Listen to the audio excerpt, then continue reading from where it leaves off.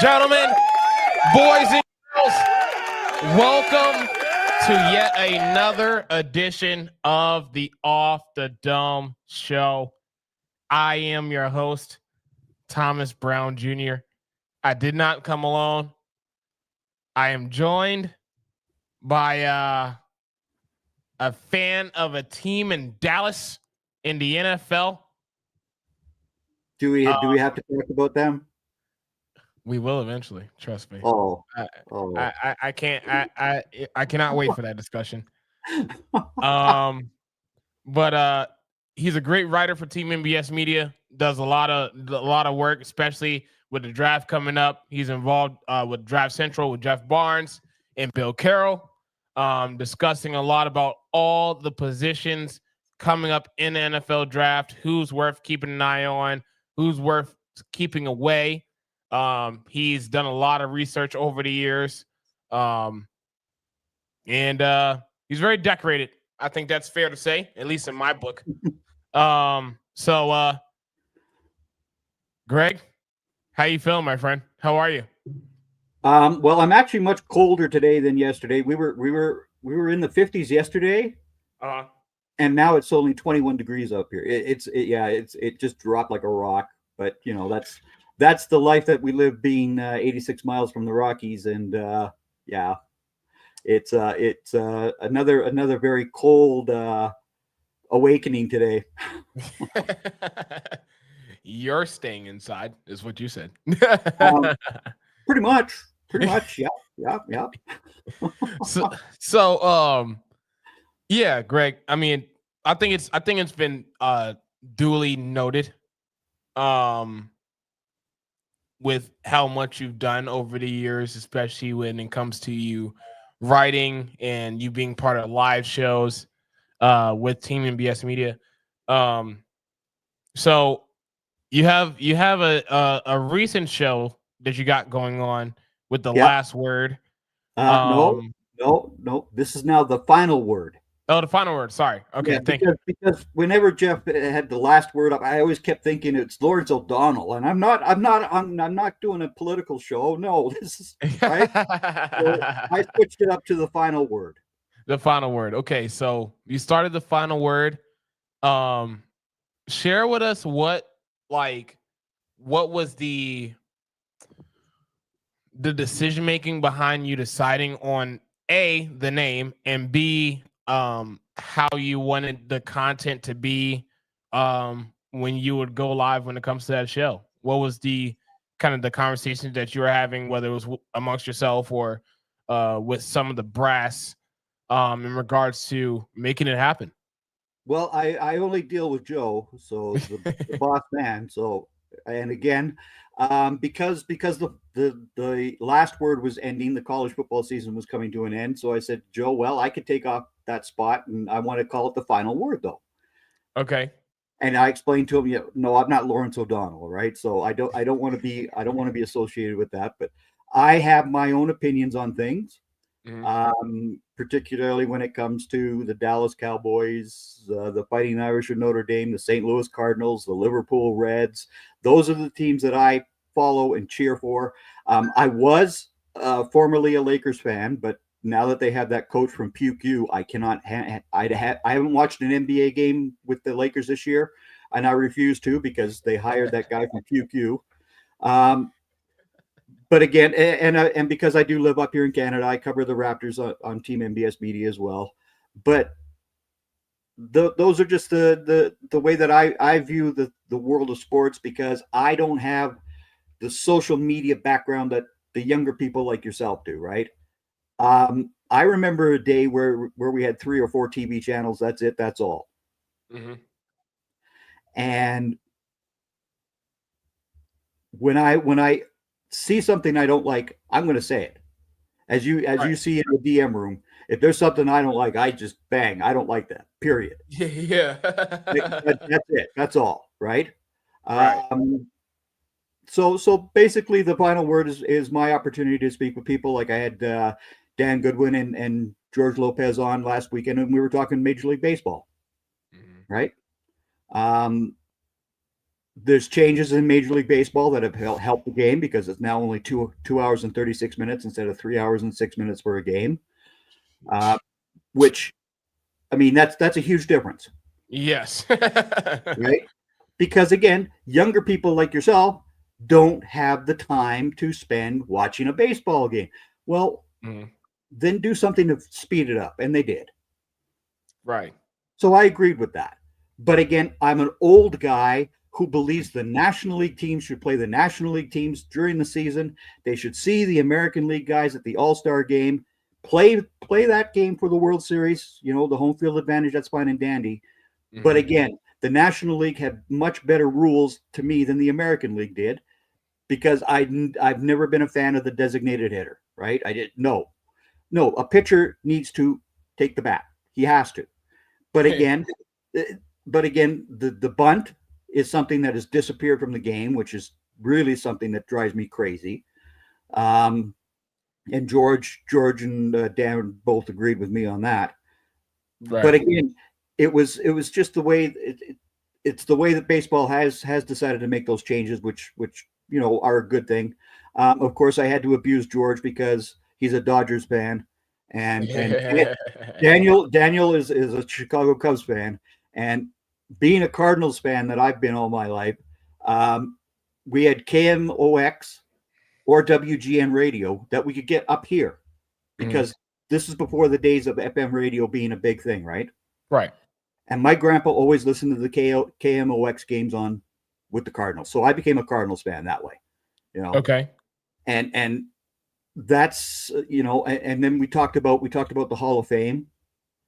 Ichiro Suzuki not getting 100% of those votes was just bizarre to me. The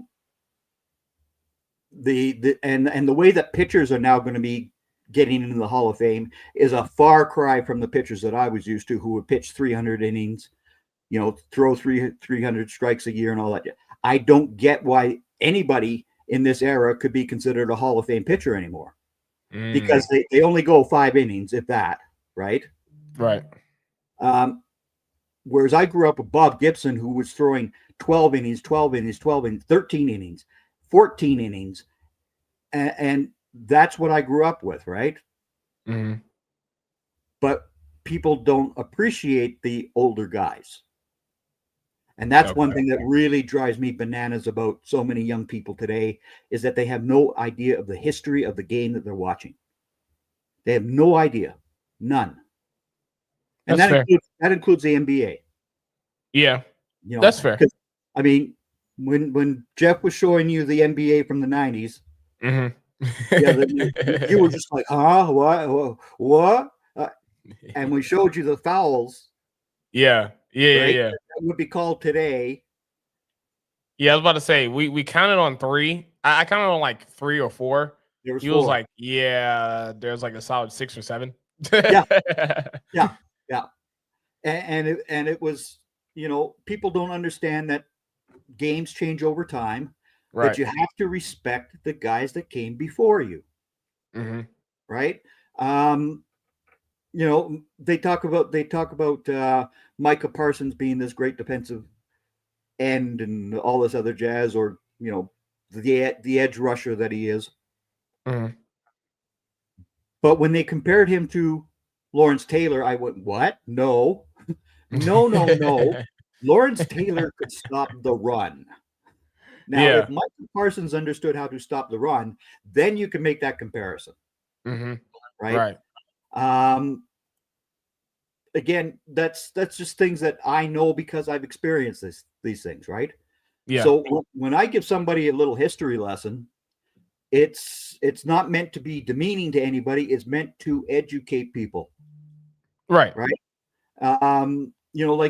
even the entertainment articles that I write, I've written about like the Mod Squad, the original Mod Squad show, not that horrible movie that Omar Epps was in.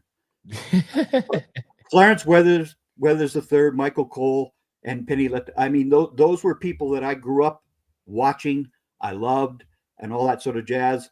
But Clarence Weathers III was my hero on TV. And what is this kid from Canada doing watching this African American guy who's a hero? Well, guess what? I grew up in the '60s, and I also grew up around African American people up here, right? Like the Johnson family, who I've written about a couple of times. Their daughter was my babysitter and all that jazz, but the grandmother was from Mississippi. Okay. And their family came up here because World War II happened, and they had the black soldiers doing the Alaska Highway. Interesting. Okay. So the town that I grew up in here in Canada was called Edmonton.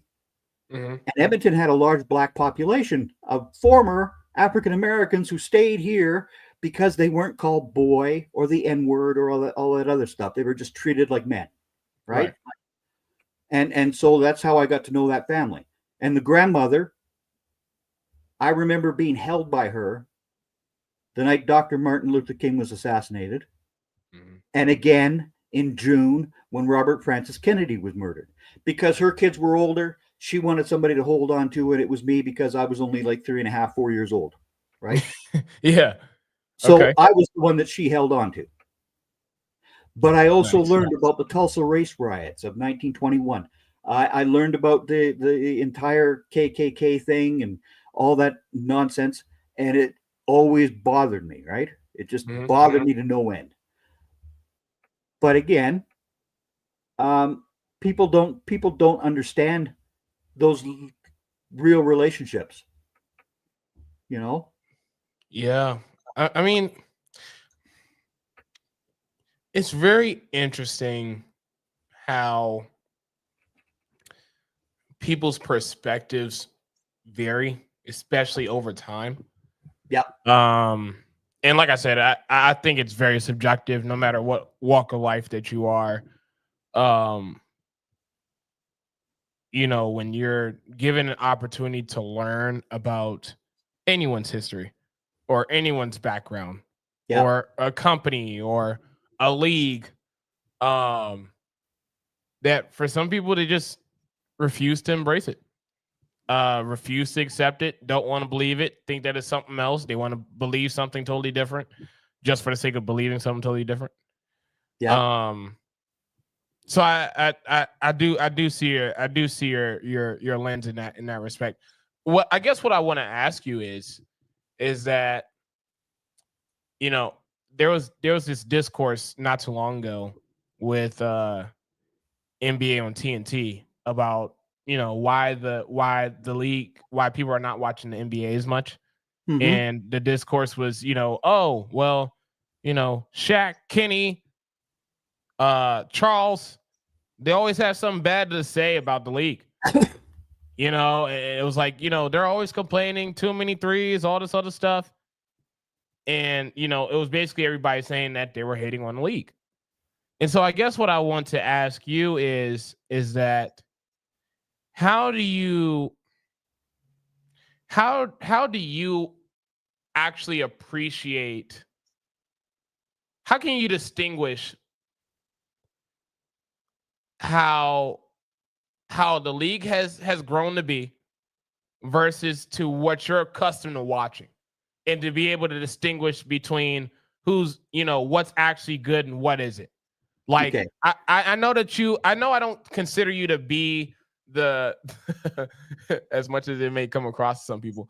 I know, to me, in my eyes, I don't view you as someone who would be on the rocking chair screaming, you know, them kids today, get off my lawn. Like, I don't think it's any of that going on. No. So I'm curious to know, like, how do you mentally, as a viewer, process, given the experience that you know and that you've watched in your fandom between acknowledging something that's good and great today while also establishing that, hey, like, 30 years ago it was like this as well. Okay, so I did a post last night to Joe and Ryan, who was formerly with Team MBS Media. It showed John Riggins in the Super Bowl against Miami.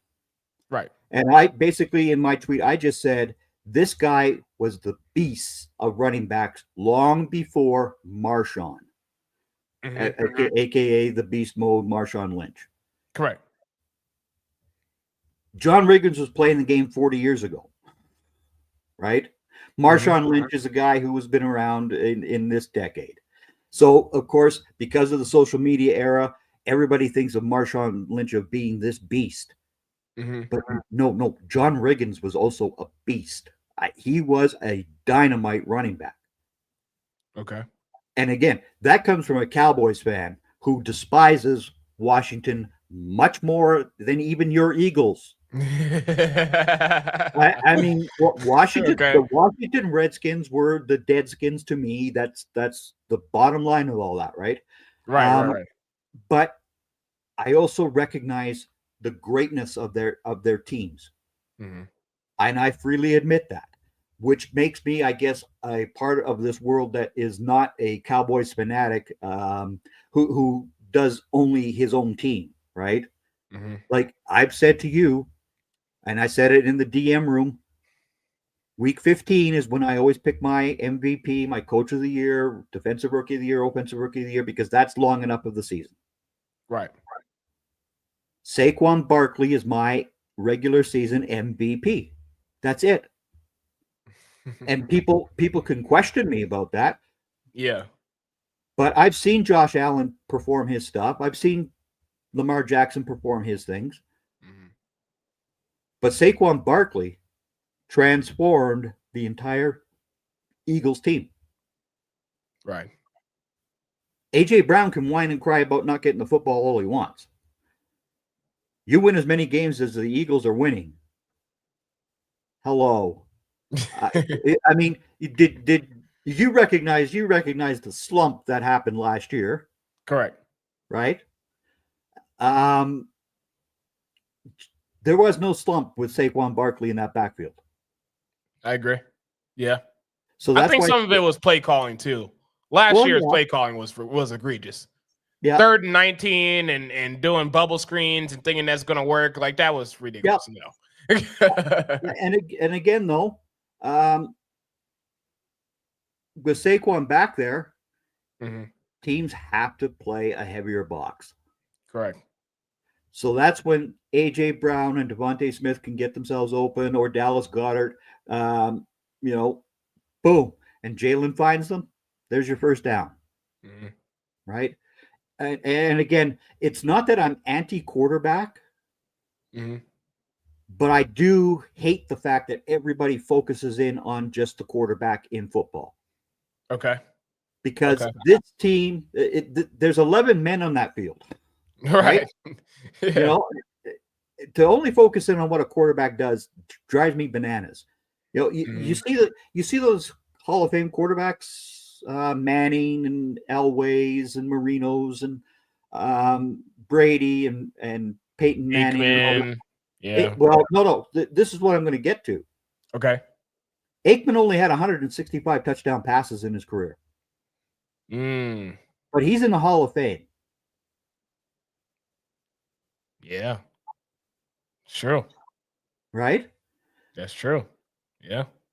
So, and this is why I always talk about the fact that a running game matters in football. And we saw it this year, much more so than in the last previous years here, where you saw the 450 yards, 5 TD passes, games, and all this other.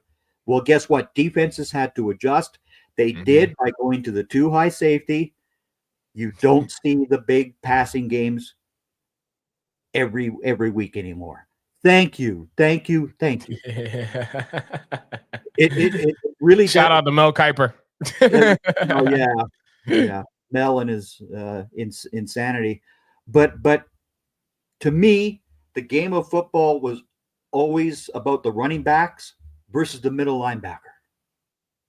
Mm-hmm. When you had Dick Butkus coming at you as a running back, you were scared.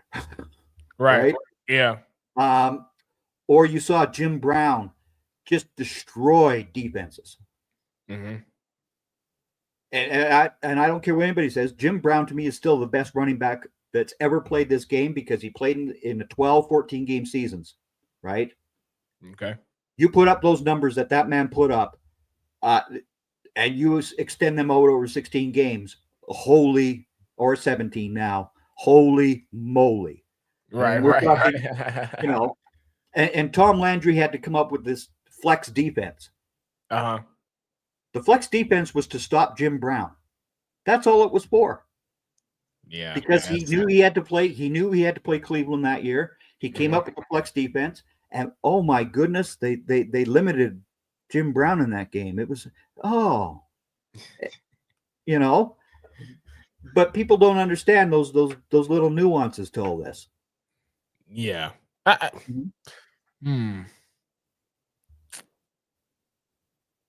You know, it's interesting because, like, I've been watching the game of football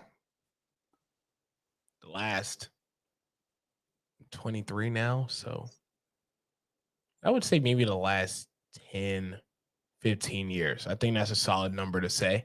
Yeah.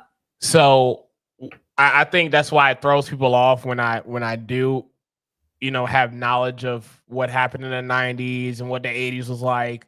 Because it's like, yeah, it's called, being a fan and actually doing your research. You actually learn a little bit. Bingo. Like when I say the triplets of Aikman, Smith, and Michael Irvin, but they were great because of the great wall of Dallas. The offensive line that they put together was just dynamite. Larry Allen, Eric Williams, Mark Stepnoski, those guys were the key factor to that entire Super Bowl run. Yeah. So if you can imagine, like,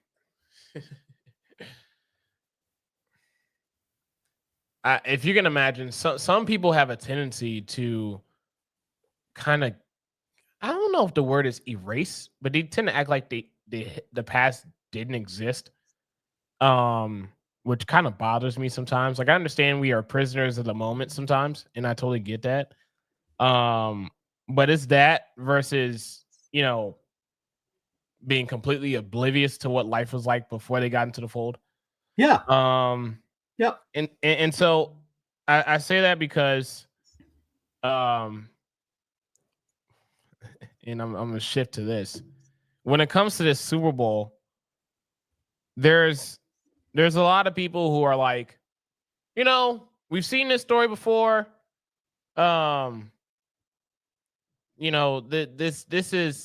is deja vu, all this other stuff. We don't want to see these teams play. And I remind people that as much as y'all love to say that y'all not going to watch this game, I want to remind y'all, when the numbers came out after the first time we played each other, we were breaking records. Yep.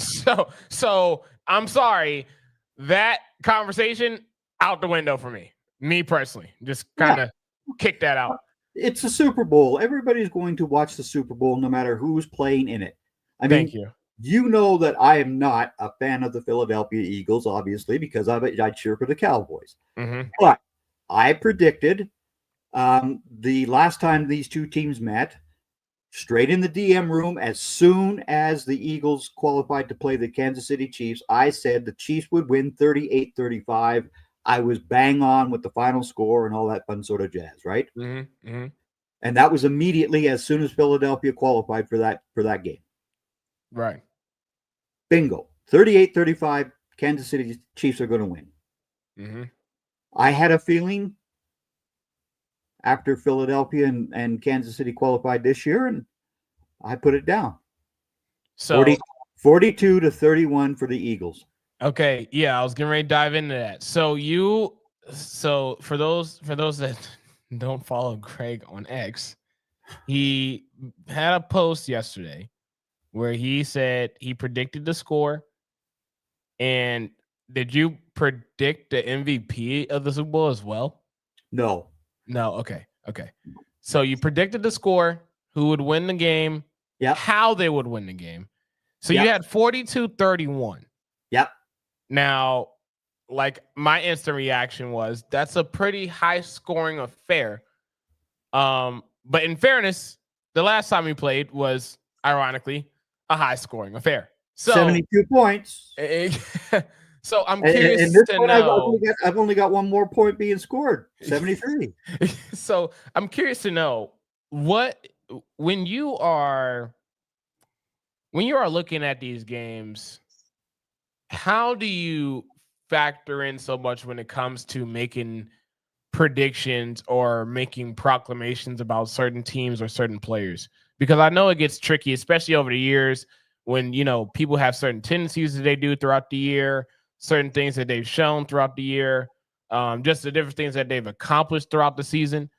So I guess the question I have for you is when in the midst of you watching the entire league throughout the entire year, including those teams, how do you properly assess how you perceive the games will be, like just off the rip?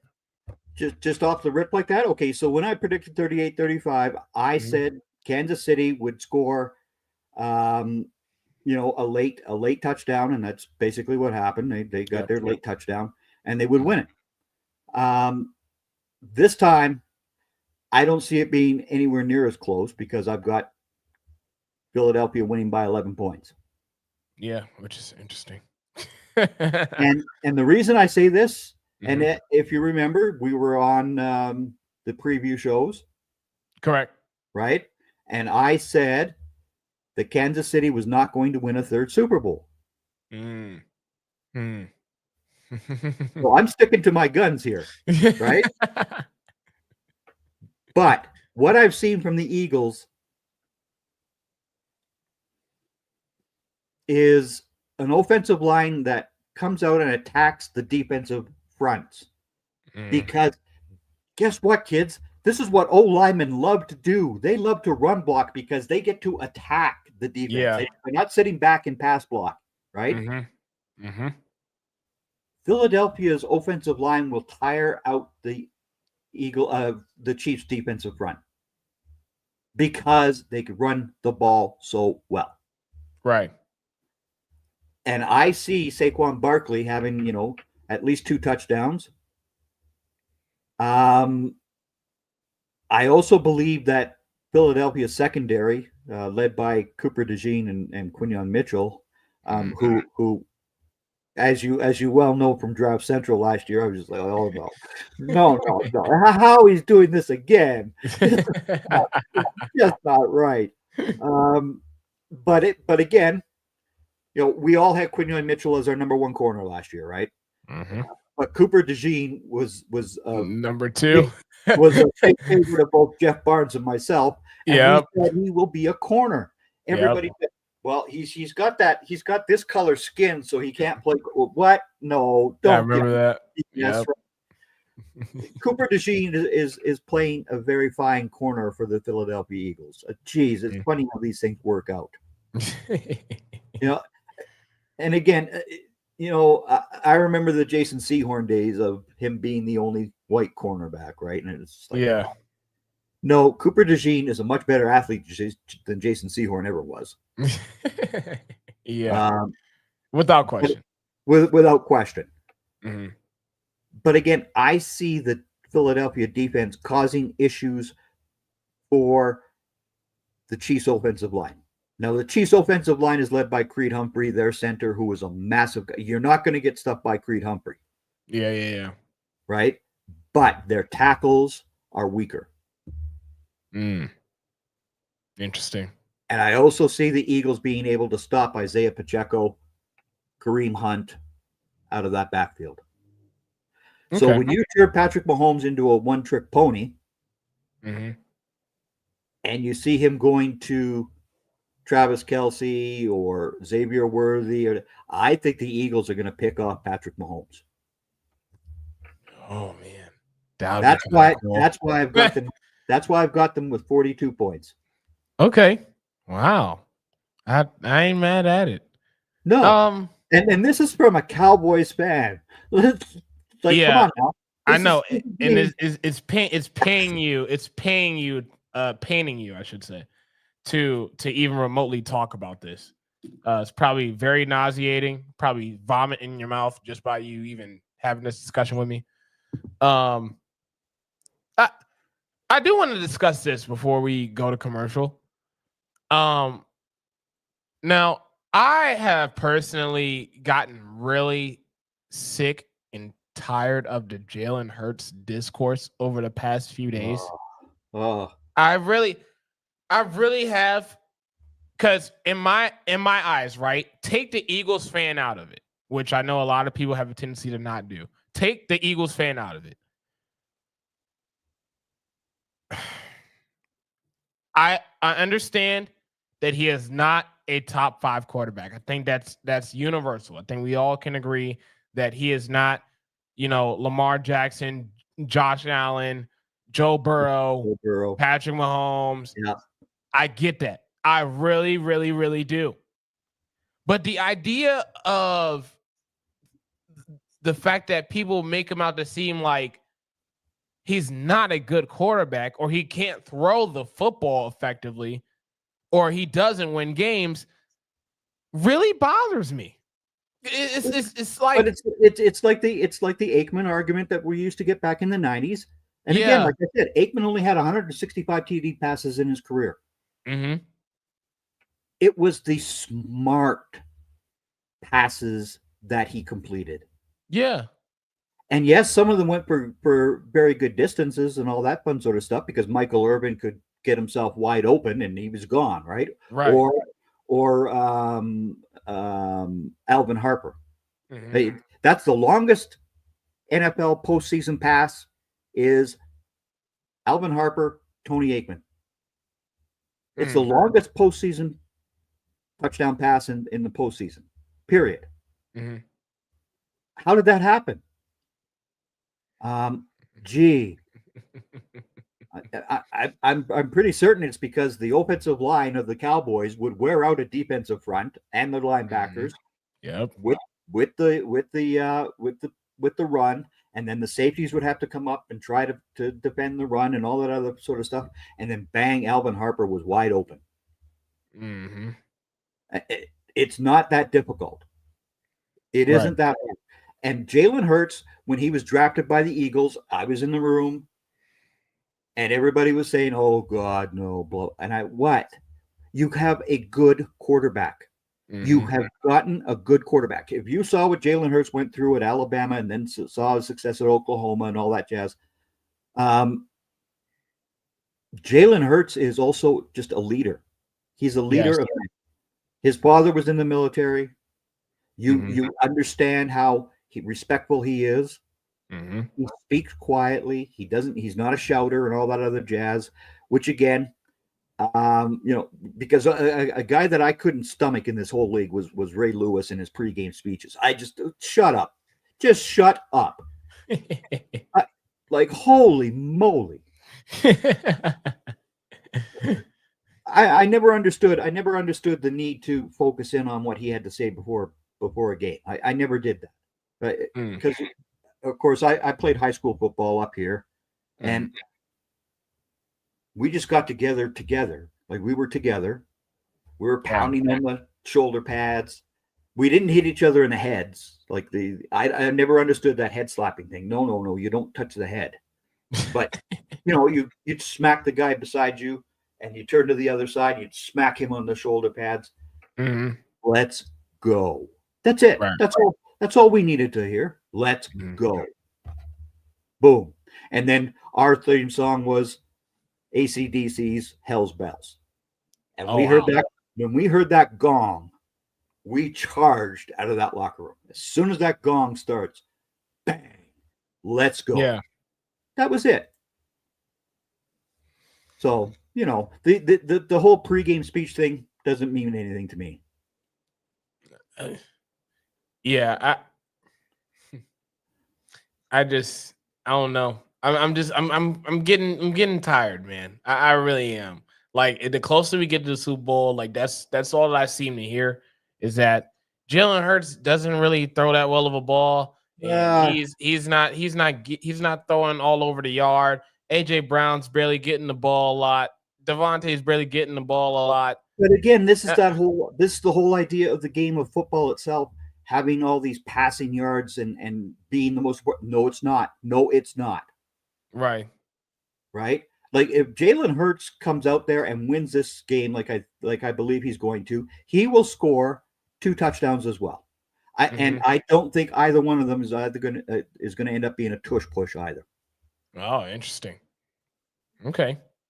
So I've got 4 touchdowns there, 2 to Hurts, 2 to Barkley, both on the ground. Dallas Goedert gets another one. Okay. And then Quinyon Mitchell gets a pick 6. There's your 6 touchdowns. Oh, that would be golden. There's your 6 touchdowns. Golden. Wow. That actually, yeah, I actually would love to see that one. All right. Well, before we finish up here, we got a commercial break for you. We'll be right back. In 2006, we founded Yeti Coolers with a simple mission: build the cooler we use every day if it existed. One that was built for the serious outdoor enthusiasts rather than for mass discount retailers. One that could take the abuse we knew we'd put it through, out in the field and on the water. One that simply wouldn't break. We decided early on that production innovation would come from necessity and first-hand experience, not from market research and data analysis. Today, Yeti products perform when it matters most. Whether that be an excursion into the remote Alaskan wilderness, chasing redfish on the Gold Coast, or just getting together with friends in the backyard, we make gear that helps you stay out longer, travel farther, and live harder. # built for the wall. Streetwear is not dead. The next wave of black fashion comes out of the Bronx, New York. Rich Kid Clothing, picking up where FUBU, Rockaware, and Kyle Kanai left off. Rich Kid is for the next generation of Get Fly fashion heads. Use promo code MELLOW23 for 15% off your next order. And for orders over $100, there is free shipping. Again, use promo code MELLOW23 for 15% off your next order.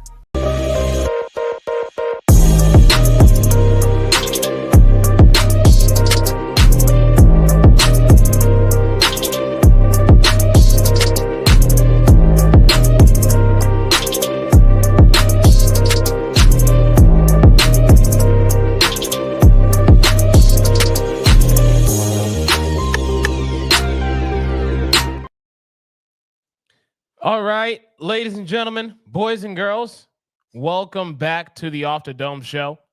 I am your host, Thomas Brown Jr. I have who still has the correct Twitter handle, unlike the efforts of Mr. The Mass Podcast, Mark, who wanted you to switch. No, thank you. Your handle is just fine. Thank you, sir. And you need to bring that over to Blue Sky as well. I will, and in due time. I'm trying to get my phone to cooperate with me. Okay, so, boy, did we have some tremendous head coaching hires over the past few days? Really? I'm trying. Okay. You're trying to break this to me gently, right? I am. I'm trying my best. It's not easy. You don't have to be gentle about the Cowboys hiring or Schottenheimer with me. You don't have to be. I won't go there yet. Okay. I'll let you rant on that in a few. What I first want to start off with is what job do you think got it right out of all of them? We have the Jets who hired Aaron Glenn, the Bears who hired Ben Johnson. We have the Raiders hiring Pete Carroll. The Jaguars, in a weird way, found a way to have Liam Cohen as their head coach. Obviously, we talked about Schottenheimer. I feel like I'm missing somebody. The Saints will be hiring your current offensive coordinator. Well, I actually am glad you brought that up because I saw something before we even hopped on that is on a standstill right now. Well, yeah, because obviously Kellen is busy with the Super Bowl, but yeah, I think Kellen Moore becomes the head coach of the New Orleans Saints. They said that he may decline the job due to New Orleans QB room. That's insane. Yeah, your division may be trash. Yeah, you may have some assets, but I will literally not choose to be your head coach because your quarterbacks suck. He also turned down Jerry Jones. Yeah, so yeah, that'll be interesting to see. So out of all the hires, who do you think got it right with their coaching hire out of them all? Let's start. I think Aaron Glenn with the Jets is a very good fit. Okay. Again, because when Robert Saleh was dismissed incorrectly, their defense just went to hell. Their defense sucked as soon as Robert Saleh was fired. You're right. That defense is a very good group of guys. I mean, they are solid defenders. What happened? Well, you got rid of the one man that they all trusted. So of course that's going to happen. Right? Even the Bears, after Eberflus was fired, the Bears defense had a lull again. Because they were protected by Eberflus. Right. So, when everybody talks about having the great offensive coordinator as a head coach and all that, I don't buy into that. Because I was much more used to the era of defensive-minded coaches. Okay. Tom Landry, obviously. The guy came up with the flex defense. He created the middle linebacker position with Sam Hupp. That's the thinking that I always thought of was, okay, yes, the offense is an important thing, but if you can't stop an offense, well, you're in trouble. Yeah, right. So again, Aaron Glenn going to the Jets, I think, is a very, very good decision. The Liam Cohen thing and even Ben Johnson's hiring, we have to see what they actually do as the head coach instead of just being the coordinator. Correct. Right? And even Mr. Schottenheimer, again, I mean, here's a guy who's not been considered for a head coaching gig in over a decade. In over a decade. It boggles my mind how they only interviewed 4 people. Kellen Moore, Brian Schottenheimer, Leslie Frazier, and Robert Saleh. Now, Saleh was the guy that I wanted to have as a head coach, period. Right. I mean, he was, yes, thank you. Because I believe that defense wins championships. You see that commercial on NFL Network where that kid says 16 of the last 23 Super Bowl champions have had top 10 defenses. So defense does matter. It was. I think Aaron Glenn is going to be, as long as they get rid of Aaron. And that guy's just a total absolute joke to me. He always has been. Ever since he was drafted in 2004 and he did his stunt because the San Francisco 49ers didn't draft him number 1 and he was out there, he was left in the green room all that time and I don't care about that, Aaron. I really don't.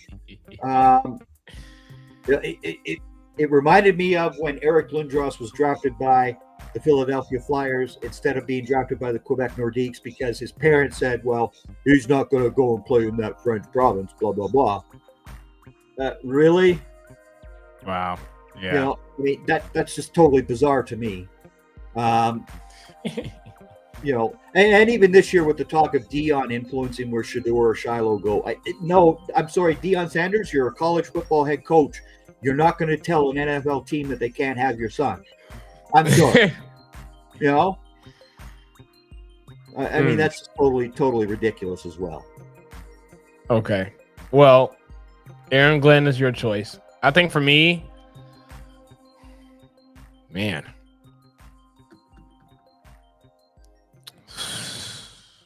if you don't say Aaron Glenn, man, I don't know how you don't view just a prospect. I'm just talking about the prospect of Ben Johnson working in Chicago. Like, you already have, like, you know how some of these head coaching situations over the years, you go in there, there's so many question marks in very key positions. You're trying to figure out what to do in the draft, trying to figure out if you have draft picks to fill them up and things of that nature. You have the quarterback. You have wide receiver 1, wide receiver 2 locked up for years to come. Unless, of course, I don't know, shit the bed. Now they're going to demand a trade. You have those 3. You have a young tight end that you can still utilize that everybody acted like didn't exist last year. What school does that tight end go to? Hey, man. Notre Dame. So you have 4, and then, you know, you can just shore up the offensive line. I think that prospect alone is what makes it easier. I'm not saying that a head coaching job is easy, but in comparison to everybody else, that, for example, Liam Cohen has to figure out if Trevor Lawrence is any good, or if he's worth salvaging or not. Pete Carroll, I love Pete Carroll. His team sucks. Aaron Glenn, we like the defense, but Aaron Rodgers is obviously going to be a pain in the ass.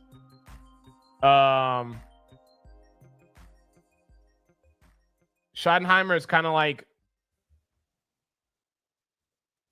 we're ready for him to get fired already. He didn't even play a game yet. He's a friendly hire because this is how Jerry and Steven think about things. Okay. Now, I always see this racist comment about Jerry Jones, but Isaiah Stanback was on the coverage last night of the East-West Shrine game. He's a former Cowboy. Jesse Hawley, who won a reality show to get into the NFL. Nate Newton, all African Americans who are now podcasting and broadcasting because of Jerry Jones. So Jerry does some good things. However, Jerry has it in his little head that because Jimmy Johnson got credit for the Herschel Walker deal, which is the very, very honest to goodness truth. Yes, Jerry met with the Vikings owner and they talked about a trade, but the actual trade was done by Jimmy Johnson. That trade made the Super Bowl champion, the 3-time Super Bowl champions in the 90s. Bottom line, Jerry's had it in his mind that I need to get credit for everything.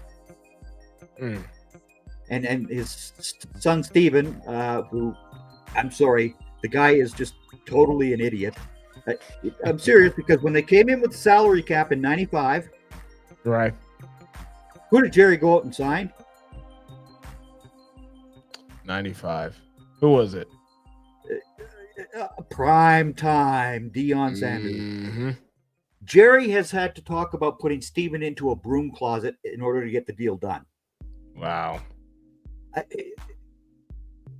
And Steven's refusal to actually go and negotiate these contracts on a good time so that the Cowboys actually have money for free agency instead of waiting for Dak and CD. Oh, you're just so stupid. If they don't have a deal for Osa Odigizua, Micah Parsons, and Jordan Lewis before this NFL draft, they're screwed. We're screwed again. And there's money. There's money there. Buckle up. The Cowboys have, in the last 10 years, are 30th in the amount of cash spent on their franchise. 30th. Wow. So they're Jerry just as cheap as everybody else. Well, Steven always comes out and says, but the salary cap is going to be hard. No, the salary cap isn't hard. The Eagles had $63 million in dead money this season. Did that stop them from signing the linebacker? No. Did it stop them from signing Barkley? No. I mean, it's just these simple things, right, that seem to escape the Jones pair. Interesting. You know, and if we end up signing Staley or Jackson, the left tackle from the Rams, yes, thank you. Yeah. Somebody over there who can play the position, because Tyler Guyton was not a left tackle. He played left tackle for a little while at TCU, but at Oklahoma he played right tackle. Mm-hmm. And again, when the Joneses come out and say this sort of stuff that he's going to be our left tackle, and I'm just like, oh no. They did the same thing with Tyler Smith. Jeff, Bill, myself, everybody was saying this guy is an all-pro left guard. Mm-hmm. He is not a left tackle because he uses his hands too much. He held too many guys on the outside and all that jazz. Right. Where's Tyler Smith now? Oh boy. He's the left guard. He is the left guard. But Stephen and Jerry were talking about him as the left tackle. No. Wow. Right. You know? And even if Joe's at work, thank goodness. But Mozzie Smith was such a horrible decision. Yeah. Because Mozzie Smith at Michigan was playing for a defensive coordinator who didn't allow his guys to come off the ball off the snap. He had them hesitate. Mm-hmm. Mozzie Smith never finished play at Michigan. He was a good player. Yes, Right. He was decent in college. But in the NFL, you have to go out there and finish the play. Right. You have to go there and get that running back 2 yards deep in the backfield. I don't care about you getting quarterback sacks. When you're a one technique like he is, you're there to stop the run. Right. He just doesn't finish. Whereas Keanu Benton, who played in the same conferences as Mozzie Smith, he went to Wisconsin. Mm-hmm. He finished his tackles. He was the guy that I wanted to hear his name being called. And of course, he ends up being a Pittsburgh Steeler instead. Okay. Yeah. You know? Schottenheimer, man. It sucks because a lot of people don't know the guy. He could very well lead the Cowboys to 10 wins. And then everybody's not going to bat an eye because everybody wanted him gone. I don't know. As an Eagles fan, when I saw the news, I knew that y'all were settling. I didn't think that y'all were going to settle for Schottenheimer though. I thought that he's buddies with Steven. Yeah, and once I realized that, that's when I was like, oh, okay, all right, cool, whatever. So I think for me also is, and we'll get into this now. A lot of people get it twisted between Greg and I when we share our opinions and we're on the show together. No, because I've had people they would text me after our shows or whatever, and they're like, how are you able to do this? How are you able to be on a show with a Cowboys fan? You're an Eagles fan. You're supposed to berate him every chance you get. I get the same treatment from Cowboys Nation because those people that I tweeted you out with, Chewy and Quark, are Philly fans. They are pure Philadelphia Eagles fans. Yeah. But I also see the reality of the situation. Hello. Yes. Just like you did last year. Mm-hmm. I mean, you saw the Eagles collapse. You said so. Yes. I mean, that's what it was. And so the Cowboys won the division. Big deal. What happened in the playoffs was just a disaster. And again, it goes back to the whole Jerry and Steven thing. Right. They don't put the football players first. And this is something that Schottenheimer did say in his press conference. The players come first. Thank you. Could you tell that 82-year-old man this? Because I don't care about his deals that he makes. I don't care what he does for the TV side of things. That's all great that you've done that, Jerry.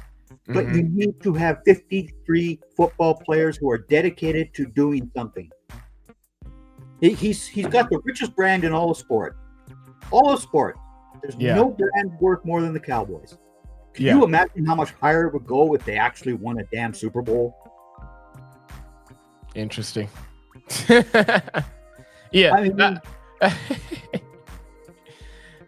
look, to answer everybody's question, because I don't think it would ever end, because we'll be on endless shows together. It'll never end. I know I can tolerate Greg as much as I do because first of all, I respect his experience, number one.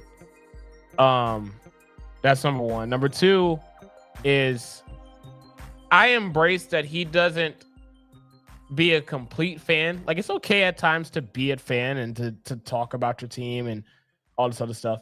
But I appreciate that he does not spend endless opportunities to talk about how great they are. Like, he also, as much as he can acknowledge how good they can be, he also acknowledges how bad they've been. So I can appreciate the realism of it. Like last year's playoff game when he deferred the toss, I just went, oh no. Oh no. And what did Green Bay do? 7-0 instantly. That's right. And then it was 21-0. It was just like, okay, yeah, this is over with. And here we go again with all the hate that the Cowboys fans get. Mm-hmm. And again, Mike McCarthy is a fine football coach. Yes, he won a Super Bowl in Green Bay. That's all great and dandy. But when you don't understand the 30-second clock, you're a head coach. You're supposed to be looking at that clock. You're supposed to understand that, I need to call a timeout here. When those little things happen, you didn't see those things happen with Tom Landry, who had a lot less assistant coaches around him as well. That's right. Yep. You didn't have a tight ends guy. You didn't have a secondary you didn't have all that. Mm-hmm. But Tom Landry made sure that the Cowboys were ready to roll at all times. And people talk about this new pressure that everybody's under because it's a Super Bowl game and all that jazz. Mm-hmm. The Cowboys have been to the Super Bowl 8 times. They've won the 5. They've lost 3 times, though. Mm-hmm. Which I've witnessed all of them. Right. From Baltimore Colts, losing on a field goal. It was painful. The 2 losses to the Steelers. Uh-huh. I remember those games. I mean, the 35-31 score in that one Super Bowl was just so disgusting to me because here was the steel curtain defense and the doomsday defense going up against each other. Mm-hmm. How in the hell did you guys put up 66 points in this game? What the hell? They didn't feel like playing defense that day. It was shocking. It really was. And Jackie Smith dropping that pass in the end zone was just like, oh no. And that cost the Cowboys that game. Right. It was. But again, these things happen to you in this world, right? Like, I saw the Cowboys in their first 36 seasons go to the NFC Championship game 14 times. They were 8-6. So yes, I remember those losses to the San Francisco 49ers. I remember those ugly losses, but at least they were getting there. Yeah. And now for 30 years, they have not been to an NFC Championship game. You tell me, a guy who's been the general manager, quote unquote, for 30 seasons without getting to an NFC Championship game. Oh, but he still comes out here and says, I'm still the best guy that there is for the job. Huh? Oh, okay. Sure. Oh, man. Wow. I didn't even think about that. He's had the position longer than I've been alive. Oh, yeah. And yeah. Since 1989 when he bought that franchise. So he's okay. And That's kind of crazy. This is where I think, okay, we heard the dirty laundry about Daniel Snyder and all the dirty talk that was going on between the owners. And I think all of that dirty talk needs to come out because the owners of the NFL teams need to tell Jerry Jones that, no, you're going to own that franchise. You are not going to be the GM any longer. Mm-hmm. Bottom line. I want all that dirty laundry to go out, get it over with, move on, and let Jerry relax. Because he doesn't understand how to build a winning football team. He just doesn't. No, but I mean, I think that I think us as fans, we consume the NFL in general differently, and so just want to let y'all know when we get on the show together, whatever you're expecting to get, you're not getting. Like I think he understands and appreciates my prowess enough to know that I know what I'm talking about when it comes to the NFL entirely, and vice versa. Here's where people were shocked when I congratulated you about your head coach, because I agreed with you that Sirianni was an issue. He was correct. No, you just do not do those types of things. And last year when he wore that Dallas shirt, what did I say to you guys in the DM? Dallas is going to destroy the Eagles this week. I mean, they are going to go out and destroy them for him wearing that shirt. And they did. The Cowboys went out and smoked on those Eagles. That was the bottom line of that game. You just don't do stupid things like that. That's right. You don't. And I mean, and getting into fights with a shouting match with the fans, you don't do that. These guys pay their money. They can say what they want. Leave them be. And carry on with the job of running your football team. Right. But you know, I do feel like the discourse with Nick has to change a little bit because I will be the first one to say I wanted this man fired. I really did. I want him fired this year. I want him fired last year. Look. 2 NFC championship games, a Super Bowl appearance, another Super Bowl appearance in 4 years. Yep. I'm sorry, guys. Like, we got to put our hands up.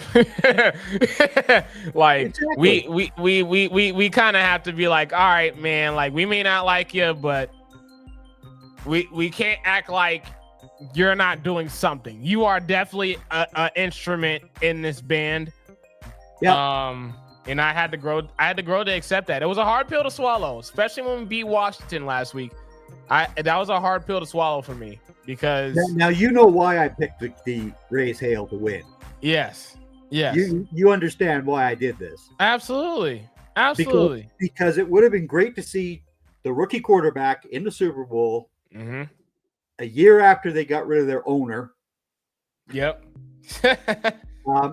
And go on and beat this monstrous. I actually had them playing the Bills, but again, because the Bills, I mean, that would have been their 5th loss in the Super Bowl. That, you know, I think if you have 5 consecutive losses in a Super Bowl game, that you should be out of the league. There needs to be a relegation. 5 and you're out. 5 and you're out. 5 in a row. 5 in a row. Oh, 5 in a row and you're out. Yeah. That leaves the Bills. That leaves the Bills and Skol as 2 teams who, if they ever get back to a Super Bowl and lose again, should both be out of this league. That's it. Fair. That's fair. That's definitely fair. I actually wouldn't hate that idea, honestly. Yeah. So, long story short, guys, like this is not Skip Bayless, Stephen A. Smith here. Like Greg is awesome. I appreciate him. We may have our jabs when it comes to our teams, but it's all love. I promise you it is. He's I don't know. He's about as good as it gets. And I just, people probably don't say this a lot because you probably don't want them to say it, but I know for me, you know, I really appreciate all the hard work that you've done over the years, all the insight that you've given, especially to me, over the years, just breaking everything down to where I could understand it. And these are all the things that, if we're being honest, you don't have to do, especially as you get older. You can definitely keep some of that information to yourself, but you choose to give it out anyways. And I just greatly appreciate you taking the time out to share those things with me on a consistent basis, and to help me get better. So I wanted to give this platform an opportunity for me to express how much, even though we are in the same division and our hearts are in different places, you know, the impact that you've had, especially with me growing in this field, is not to be understated. So I just wanted to take the opportunity to give you your flowers for what you've been able to do for me. Can't speak for anybody else, but I'm pretty sure a lot of people will say the same thing. But that's how I feel, honestly, and I appreciate you for it. That's very appreciative of yourself, and you know, I'm just an old guy, right? I'm 60 years old now. I'm a former United States Marine Corps Master Gunnery Sergeant, Scout Sniper, which we no longer even have in the Marine Corps. Now, I just don't even remember what they now call their snipers, but they're no longer Scout Snipers. I don't. So, but the things that I believe in are just the real deal, right? I always have two things that come out of that big book of myth, which is the Bible. We're all God's children, and just treat everyone else the same way that you want to be treated. Right. Golden rule. Classic golden rule. The golden rule. And if everybody did that, we'd all be a whole lot better off. Absolutely. You know? Absolutely.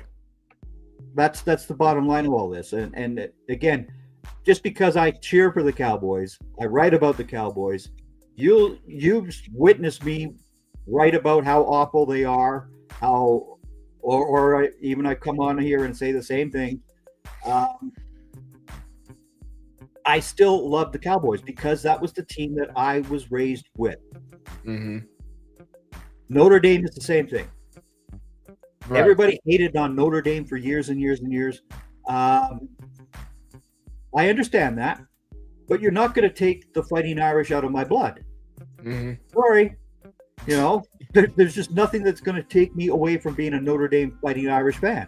I was raised with my grandfather and my father who agreed on one thing only, and that was Saturday was Notre Dame Day. That was it. Because with hockey, they hated one another. My dad was a Boston Bruins fan. My grandfather, a French Canadian, loved Les Canadiens. So Boston and Montreal in hockey back in those days, I mean, they hated each other with a passion, right? Right. But again, when Edmonton got their own team, I was happy because I was no longer in that fight. Yeah. Right. Now I got that. Yeah, I didn't have to stand up to my father and say, you know, Les Canadiens, they have more Stanley Cups. They are the best. I mean, they are the best. And my dad would just he just hated Montreal because they would beat out Boston in the playoffs and all that jazz, right? But again, this is just the love of sports. Yeah, that's it. And when we talk about a sport, whether it's the NFL, Major League Baseball, NBA, the EPL, like I'm always chatting with Keith about the English Premier League. He's a Man City fan. Okay, yeah. I personally think that Man City and Man United should be blown up off the face of God's green earth. Manchester sucks. They do. The only good thing that ever came out of Manchester was Oasis. Oh wow! And that was, you know, that's it. That was it. And that was for a short period of time because the Gallagher brothers, you know, don't like each other. But again, that's the only good thing that came out of Manchester. I mean, I could not stomach seeing this love affair that people had with David Beckham. What? Do you guys not know who Ian Rush was or Kenny Dalglish? The guys who dominated the world of soccer before Man U came back in the 80s and then the early 90s. No, you don't understand that, huh? Okay. because again, when we saw the British soccer games, it was always the FA Cup. Okay. From which is played in Wembley Stadium every year. So in old Wembley, and who was in there? Liverpool. They were always winning the FA Cup. They've got more titles than any other team in the world. Mm-hmm. And again, people hate them. And it's just like, why? I don't understand why the hatred for Liverpool. Because when I went to England for the first time, I went to London. I saw, Big Ben and all that other jazz and the Westminster Abbey and all that. And I was on a train faster than you shake a stick to Liverpool. I mean, gone. Because I wanted to see the home of the Beatles and Jerry and the Pacemakers and, the British Invasion guys. But I wanted to see Anfield, which is to me, the best place in the world to see a soccer game at is Anfield. Because of the Kop. Which, again, most people don't understand why that KOP name it comes to existence. It's from the Boer War, where many men from Liverpool were actually in the Boer War, and they died, and the Kop was to honor those people. Mm-hmm. And again, and people don't understand either the disaster that happened, which I wrote about as well, and why You'll Never Walk Alone means something to my heart. Because that song, when you hear those people from Anfield singing You'll Never Walk Alone, it just moves you to no end. Like, it just touches your heart. It's something simple like that, but it means something to me. Mm-hmm. Right? Like even you guys with that chant thing, that Fly Eagles Fly nonsense song that you guys have. I don't get that thing at all. I don't understand it. Or even the hail to whatever I used to refer to it as hail to Tony Romo because that was their HER was their title. But again, they mean something to you fans in Washington and Philadelphia. Right. Wow. Yeah. Great stuff, man. Well, before we get out of here, let everybody know where they could follow you at, man, and where they could catch you up on the final word. I want to make sure I get that right. Yeah, well, the final word is Saturdays at 10 p.m. Eastern. Okay. So 8 p.m. my time here in the mountain, and 7 p.m. Pacific, and 4 o'clock in Hawaii. Jeez. Because I always remember Hawaii time because of Brock. Okay. Yeah. Good job. Yeah. So I always remember Brock. But tomorrow night I've got Rudy Reyes, who is a great broadcaster. He's done some stuff with Team MBS Media in the past as well. Tomorrow night we're going to discuss the MVP, the Coach of the Year, Defensive Rookie of the Year, Offensive Rookie of the Year, all that sort of jazz. Talk about a little NFL draft. But we're also going to talk about our love affair with Neil Peart, the late drummer from the band Rush. Yeah, we're both very big Neil Peart fans. So okay, we'll discuss that tomorrow night. Nice. Then I'm on MBS Team, teammbsmedia.com, on the YouTube channel, on Draft Central, Wednesday nights, 9:15 Eastern. This past week, Jeff, Bill, and I discussed the East-West Shrine game, the Senior Bowl, and we did our top 5 centers that we have currently listed for the draft.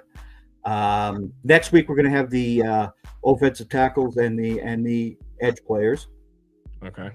We'll review what happened last night. Did you watch the East-West Shrine game last night? I missed it because I was at work, but I'll make sure I check at it. Yeah. Yeah, because I mean the stories that you heard from last night were just phenomenal. Larry Zonka, the great fullback from the Miami Dolphins, the undefeated Dolphins. Yeah. In 1968, he was the MVP of the East-West Shrine game. Wow. And he was coached by Ara Persigan, who was the head coach of the Fighting Irish of Notre Dame. And he said, it was great to be there, to have Ara Persigan coaching me. But the thing I remember the most about that game was the benefits that those children got from us going out and playing this game. And then Wow. Mike Esposito, if you go online and you look at the East West Shrine logo, Yeah. you see a player holding this little girl's hand, as kind of like the Jerry West thing with the NBA, right? Yeah. Mike Esposito was there with that little girl who was with him in 1974. Wow. And that was just beautiful to see. Wow. Yeah. That's Like in pretty this day and age when we've got so much nonsense going on, thanks to 45/47, all that other DS, when you realize what these kids go through in the real world, and you see these football players who are these big college stars actually just playing with these kids, being with them. That's important. Right. You know, that's why for me the East West Shrine game means much more to me than the Senior Bowl does. Because again, it was 100 years of the Shrine Bowl last night. Oh wow. Yeah. I'm gonna get that to watch. And well, the East just destroyed the West. It was destruction. I mean, you watch that game because it was destruction. Oh man. Oh boy. I mean, I guess you could say I'm a sucker for blowouts. We'll see. If everybody watched the game last night and saw Cam Miller from North Dakota State play quarterback, there's a kid who in week 1 this year almost beat Deion Sanders' Colorado team. They almost beat Colorado in week 1. That's right. And you saw his performance last night. You just said, that guy can play quarterback. He can really play the position. Okay. And those are things that people don't understand, right? Because when we're talking about the draft, and I've said to you already, I've only got 12 first-round grades on players this year. Usually I have 17 to 20. Right. This year I only have 12. That doesn't mean that these aren't good football players. It just means that they're not as elite as people come out with, right? And neither Cam Ward or Shadur Sanders are first-round guys for me. I'm sorry, they're just not. But they're going to get drafted in the first round because teams have this need. But are they the best players available when they're going to get drafted? No. For me, it's going to be Abdul Carter is my number 1 player. Ashton Genty is my second number player, and then Travis Hunter is my third highest player. Wow. Okay. Genty over Hunter. Got it. Well, again, you look at the damage that Ashton Genty did as that running back. I mean, again, they only lost to Oregon by a field goal, and it was a late field goal that Oregon scored. You look at the numbers that Genty put up; they're just remarkable. Yeah, for sure. And again, because I'm an old guy, Travis Hunter playing cornerback and wide receiver. Okay, yeah. How many times are you actually taking a hit out there? If you want to talk about an old-time player that deserves credit, it was Chuck Bednarik of the Eagles, who played center and linebacker. He didn't play linebacker for 2 years. In 1960, the Eagles linebacker got injured. Bednarik went out there, and Chuck Bednarik beat the Green Bay Packers that year for the NFL championship. Chuck Bednarik deserves a whole lot of credit for being a two-way football player because he was a linebacker and a center. Right. That's taking the hits. Hello. That's true. That's true. It's just a lot of plays. A lot of plays. Yeah. He played 58 minutes of that game. Yeah, insane. No. No. But yeah, you guys can follow me. You see here at _ terrific Tom _ because it's infinite around here. Thanks, Greg, for telling me that I don't need to change it. I appreciate it. I told you that immediately. I said no. I'm used to putting down the 2 dashes. No, I'm used to this. So what's the big deal? There's nothing wrong. There's nothing wrong with using the dashes. There's nothing wrong with that. You know. And again, you can find me at Great Cowboys here on X. Great Cowboys at Blue Sky. Those are my two platforms that I use, and there you have it. Okay. Well, you guys, like, share, and subscribe. Follow us on all social media platforms possible. Our website, teammbsmedia.com. Consume all of our content. We have great writers that be putting up great pieces pretty much every day. So give that a look. Again, thank y'all so much for tuning in, being able to watch us. Thank you, Greg, for stopping by. Appreciate you. And we'll see y'all next time. Thank you.